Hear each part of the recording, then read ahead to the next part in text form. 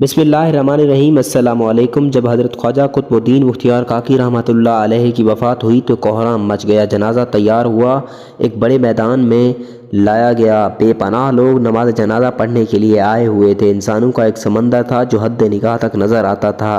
जब जनाजा पढ़ने का वक्त करीब आया तो एक आदमी आगे बढ़ा और कहने लगा, मैं ख्वाजा कुतुबुद्दीन बख्तियार काकी रहमतुल्लाह अलैहि का वकील हूँ।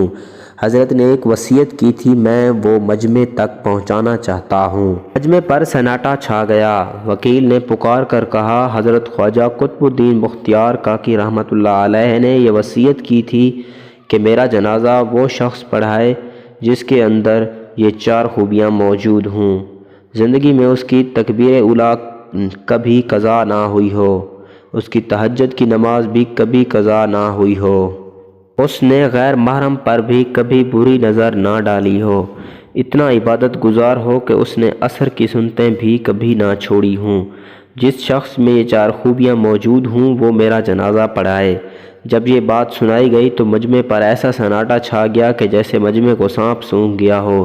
काफ़ी देर गुजर गई, कोई आगे ना बढ़ा। आखिरकार एक शख्स रोते हुए हज़रत ख्वाजा कुतुबुद्दीन बख्तियार काकी रहमतुल्लाह अलैहि के जनाजे के करीब आए। जनाजा से चादर उठाई और कहा, हज़रत आप खुद तो फौत हो गए मगर मेरा राज फाश कर दिया। उसके बाद भरे मजमे के सामने कसम उठाई कि मेरे अंदर ये चारों खूबियाँ मौजूद हैं। ये शख्स वक्त का बादशाह शमसुद्दीन अल्ततमिश थे।